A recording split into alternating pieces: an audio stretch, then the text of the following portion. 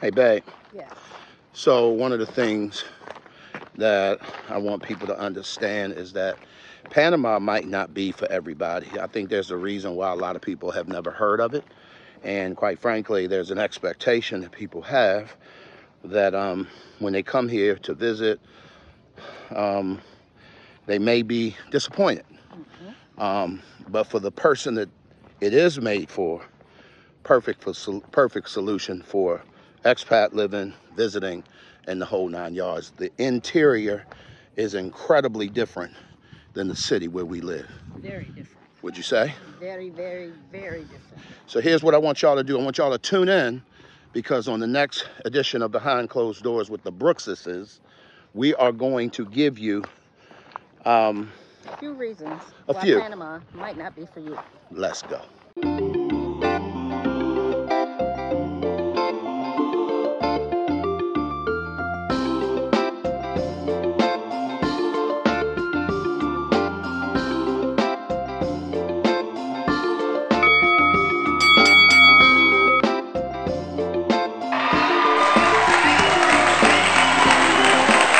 Well, we'd like to welcome you guys back to another edition of Behind Closed Doors with the Brookses.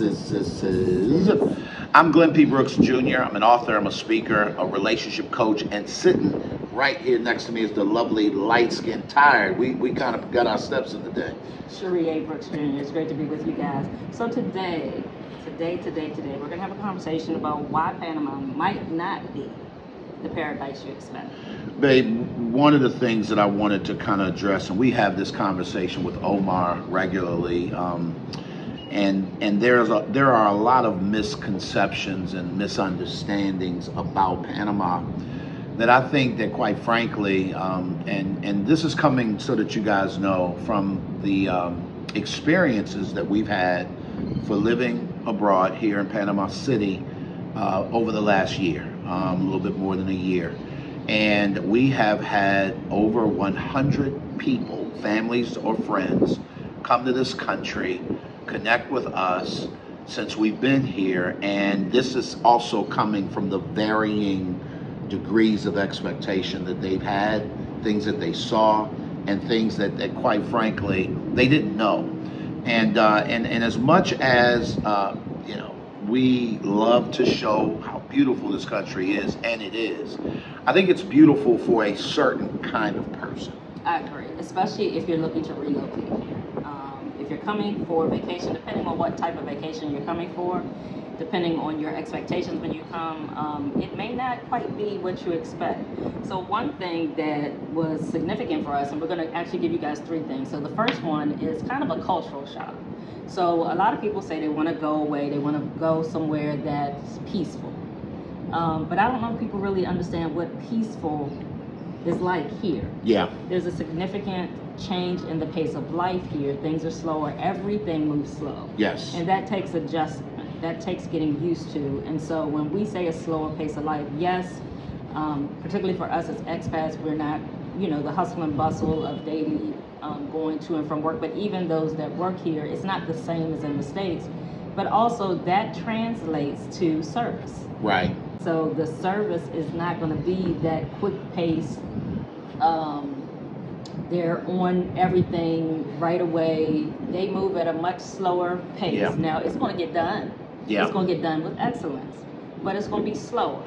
So when Cherie talks about service, I want you guys to think about services rendered, right? Mm-hmm. Whether that is an electrician coming out to the house to fix something, a carpenter coming out to put something up and hang something like your television or whatever, to even the service industry when it comes to food and being out and about in restaurants and things like that, retail shopping.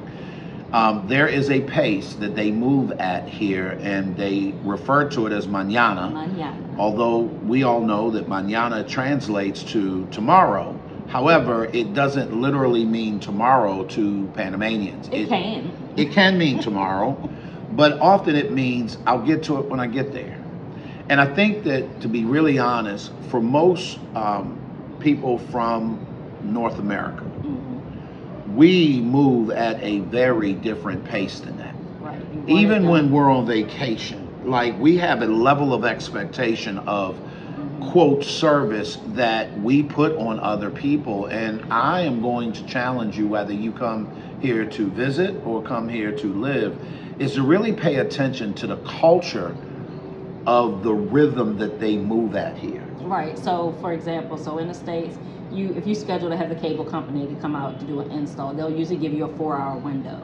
And that, to be honest, as an American, that can be frustrating. Like, why can't you just give me an exact time? But there's a 4-hour window. So here, they'll tell you the day.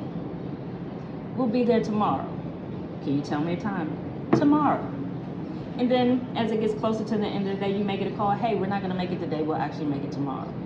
So it's not, and it's not that they're not professional, but because things come up, there are a lot of things that can alter their schedule. So as a matter of fact, we were having some furniture delivered a couple of weeks ago. Yeah. And they were supposed to come, the window, they said that morning. Then they called me back and said, hey, we got held up because it rained really, really bad. And some of the roads got flooded. They got held up doing the delivery before me because it was raining so hard they could not unload to deliver that delivery. So that pushed my delivery back, which in turn pushed everybody else's delivery back. Luckily, I was the second delivery, so I still got my delivery, but I didn't get it till later that afternoon. Mm-hmm. But the people behind me got pushed back to the next day. Right. Because things happen. So, and you realize that, like, as you live here, because, you know, not only do things happen like that to you, but to other people. And so this is where and y'all have heard this term, you got to pack your patience. Yes. It's a lifestyle here. Like, and the more, it's funny because I have found myself getting frustrated with something. And in the U.S., you know, when you get loud, people generally respond. They generally will move. Like if you get on the phone with somebody and they're not understanding you, you know, you can say it 2 or 3 times, but the minute you elevate your volume, they begin to dial in, right? Here, that's not necessarily the case. As a matter of fact, what may happen is they may move slower. Right. Because at this particular point, they're feeling somewhat disrespected. So I'm saying that to say that, again, we're talking about 3 realities, I think is what we're calling it, that you need to know, and that is, they don't move at the pace that we move. And I am here to challenge the thought that that is bad.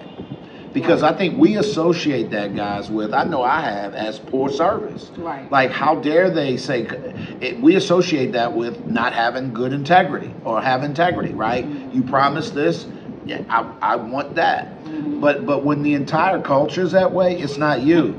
Right. When your neighbor experiences this, and the response is, well, you know, welcome to Panama. Welcome to Panama. For those of y'all that grew up in maybe Southern California, there's this laid back, hey dude, we're just hanging, like that kind of vibe. That's the vibe here. Mm-hmm. And I have grown to love it, Cherie. I'll be honest with you. It took me probably a good 6 to 8 months. Yeah.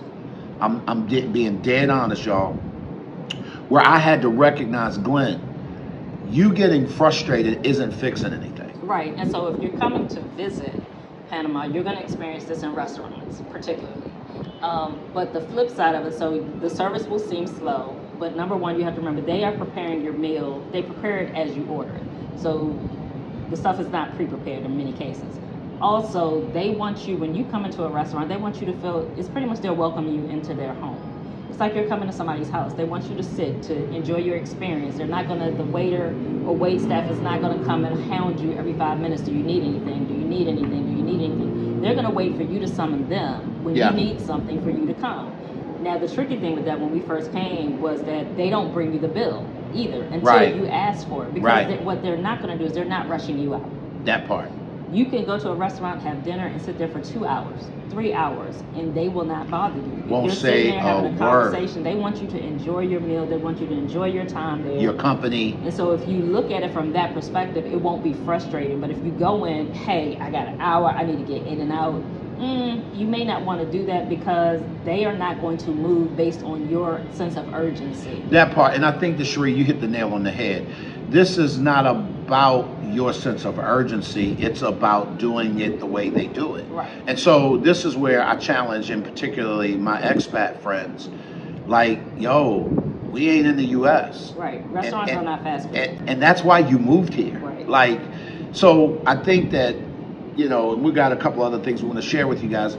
But I want you guys to understand, they not like us. you get what I'm saying? And again, it took me 6 to 8 months to get it, but I love it, y'all. Right. I have a level of peace that I walk in that's strange sometimes, because I literally am like, well, we'll get there. And it's not that I'm not punctual anymore. It's not that I don't set my schedules, and that, you know, if I say I'm going to do something, I'm going to show up.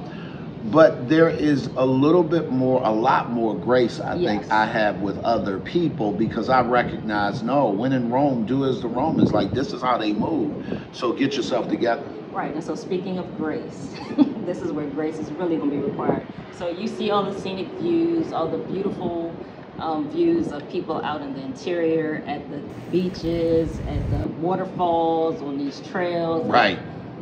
We're in Panama City.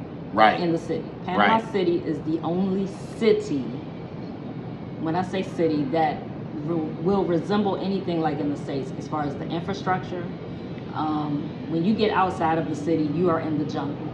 You can go visit many towns outside of the city, but that's what they are. They're townships.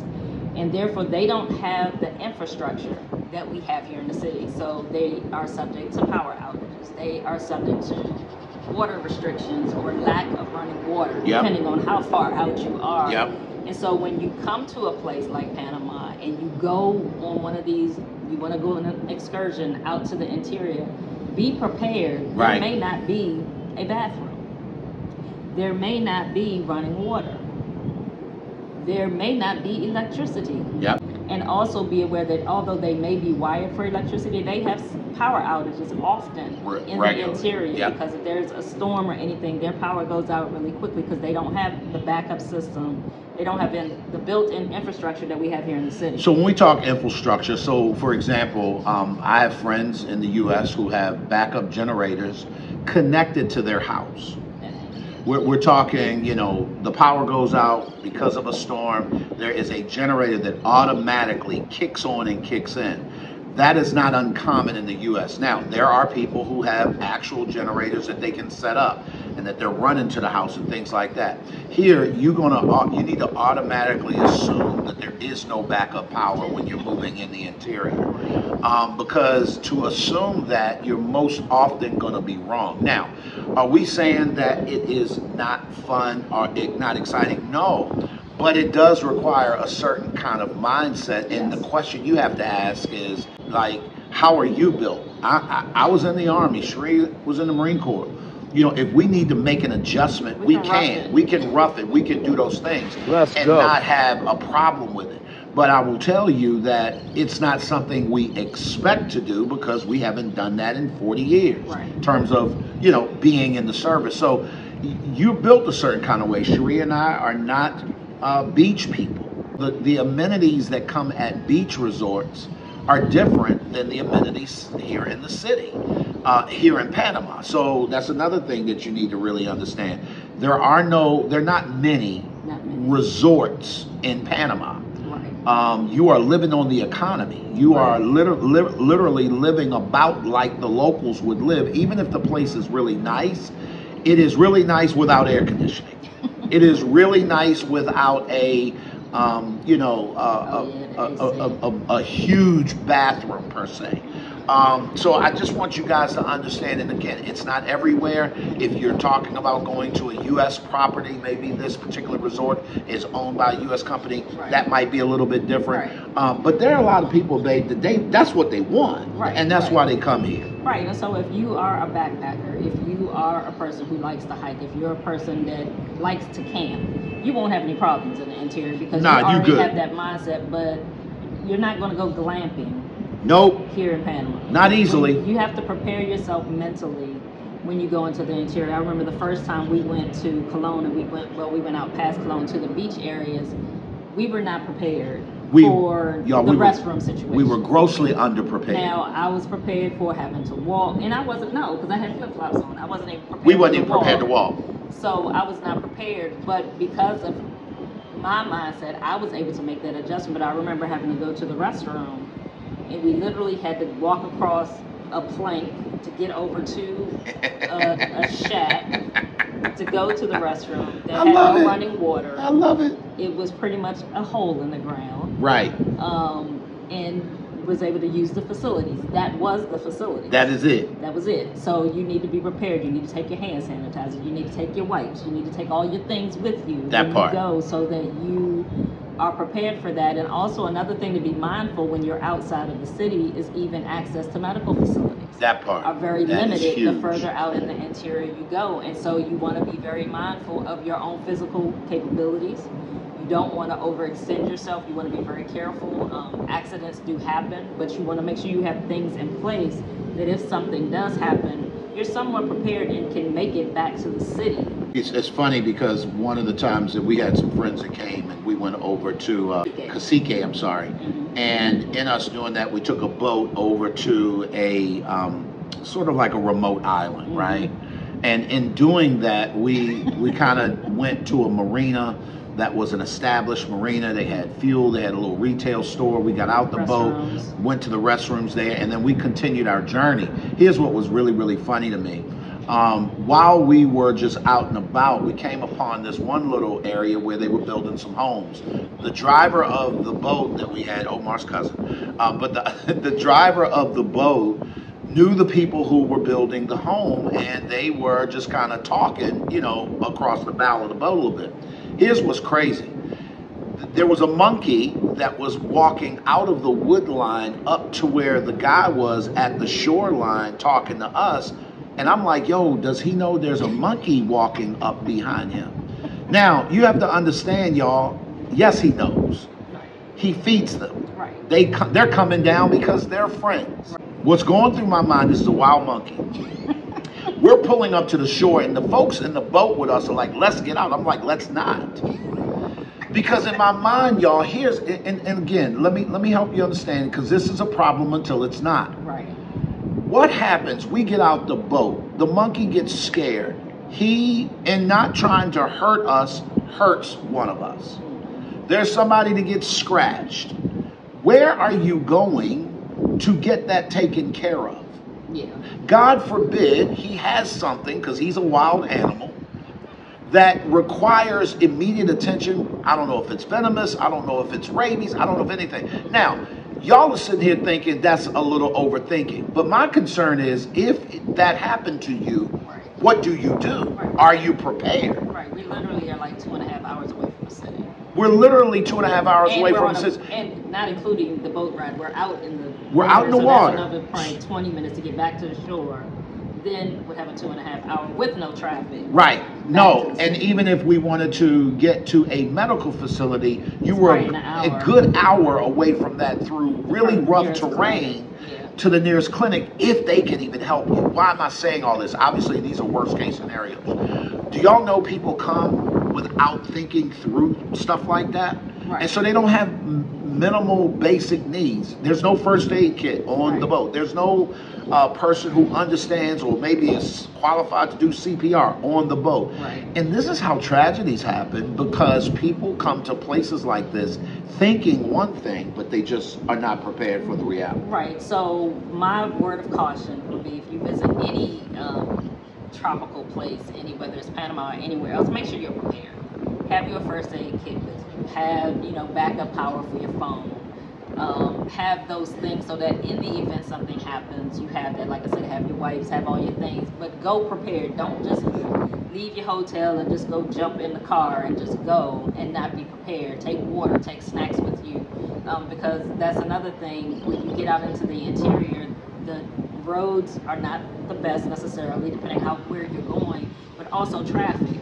It may take you an hour to get out there, but it can take you 3 hours to get back. Right. Right. It could wind up taking you 3 hours to get out there, depending on traffic. And there could be a number of reasons why traffic backs up, whether it's construction, whether there's an accident, whether there's a protest, whether there are cows crossing the road, right. Whatever. It doesn't take much to back up traffic, so you want to make sure you're prepared whenever you venture outside of the city. Another tip also, real quick, for people when you're coming to visit Panama, whenever you leave your hotel or your Airbnb, always carry your passport with you. Yeah. Because they do security checks randomly on the roads, and if you don't have your papers, that's going to be a problem. And so as a citizen of another country, when you come to Panama, when you leave and go outside of your hotel or Airbnb, always have your passport with you, because if you ever get stopped, you need to be able to prove your citizenship, where you are, when you came. They'll look at your stamp, see when you came in the country, to make sure that you're valid, that you're good, that you ain't, here illegally, right, and things like that. So, and we're gonna kind of go to the third one, but I want you guys to understand that the whole purpose and the premise of this is that,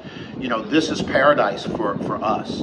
But we came here having researched this place for 2.5 years prior to even moving. Even though on paper it took us 5 months after our very first visit to move back here permanently, it was on the heels of 2.5 years worth of research. So that you're clear, when we came here on vacation for 10 days, we actually went and researched the actual neighborhoods that we thought we may, if we moved abroad, would want to live in. So we were able to see the actual places that we had, sort of discovered online in person. We could see the neighborhood. So what we did in essence is we left very few things to just chance, because we were, and so to a large degree, we were really over prepared.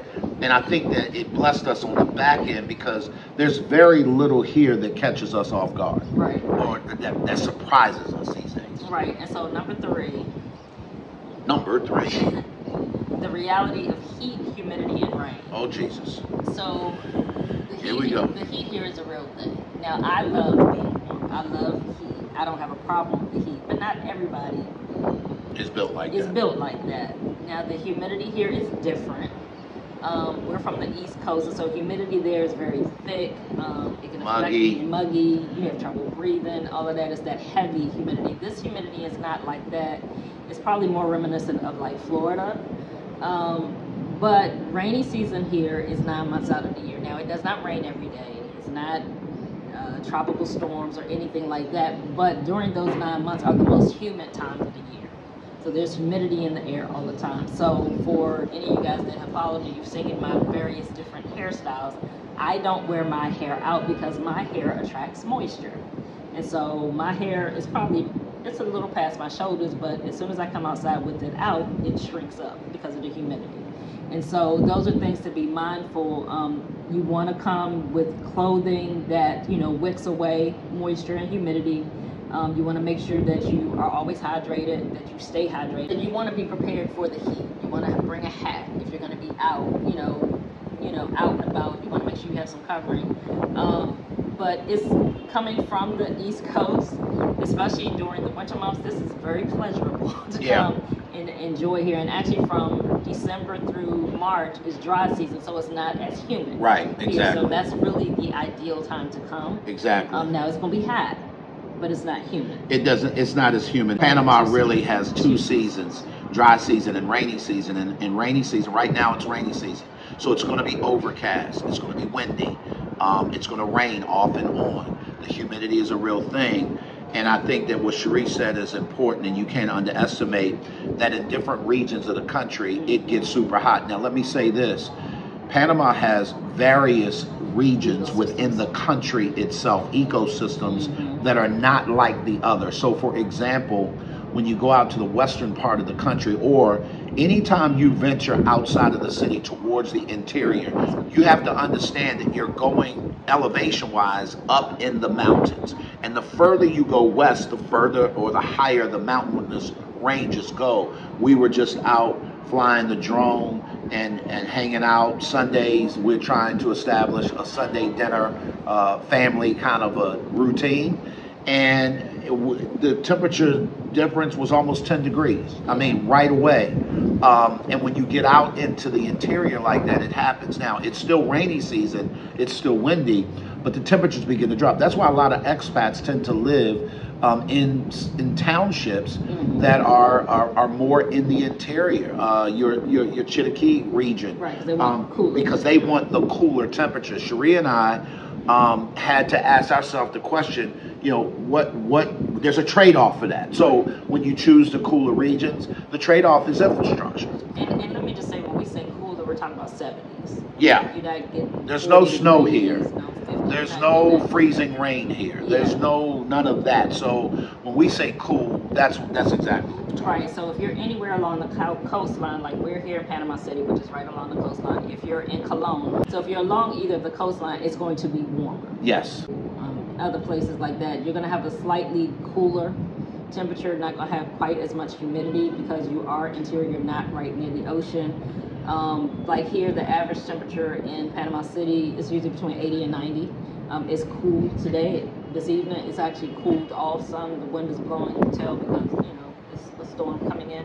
Make sure that when you are in some of these expat groups, before you come, I am in a few, and I often see people ask questions relative to their situation, trying to get answers and things like that.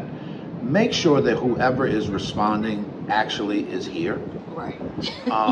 Because here's the challenge. I had a person one time that told me when they heard that we were thinking about moving here, and they meant very well, a person whom I haven't talked to in years. But when they found out we were moving here to Panama, they chimed in and said, hey, I was stationed there years ago. Be careful. And they began to list in good conscience all the things you needed to watch out for. That was 30 years ago. I knew when that person was responding what that, like, I understood that this person is speaking from a 30-year-old experience. Right. That was valid 30 years ago. Right, that's not but I want you to make sure that when you are asking people about what they feel, what they experience, ask them, are they here now? Ask them, are they here now? Ask them, when's the last time they visited? So I have a friend that just left a week ago. Well, they can tell you what they experienced relative to a week ago. But I can promise you 6 months from now, that experience may be very different. And so be sure to do that. The other thing that I want you to also be mindful of is Panama is a whole country. Yes. We live in the city. And so life here is very different than life in Boquete. Right. It's very different than life in Coronado. It's very different than life in Bocas del Toros. It's very different than life in Colon. Yeah. So you have to be really careful that the information you're getting is relative to the region. I'll get into this a little bit because we're not relocation specialists, but that even goes to quality of life, quality of living.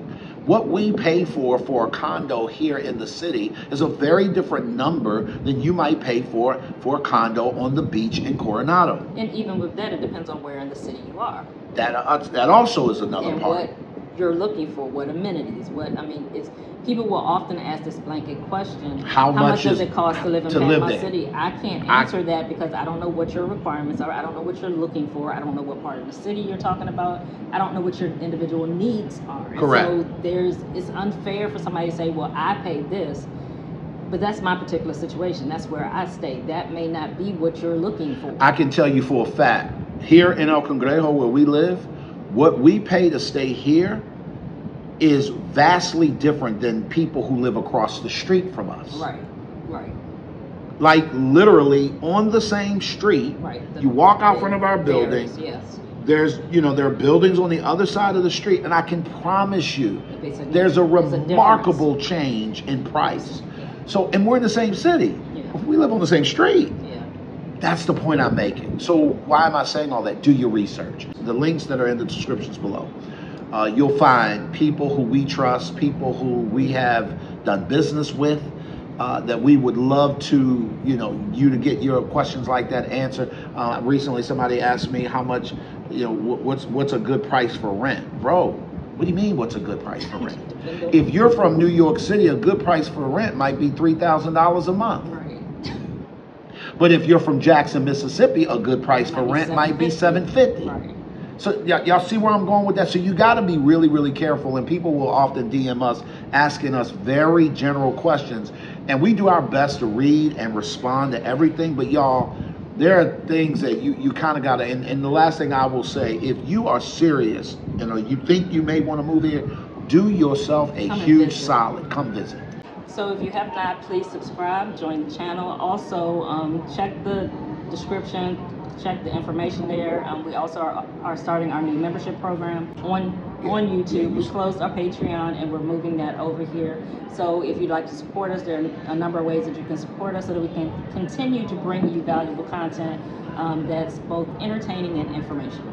At the end of the day, here's what I can promise you. You cannot get to any place of significance by yourself, because we all need some help. Y'all be good, and we'll catch you guys on the next episode of Behind Closed Doors with the Brookses.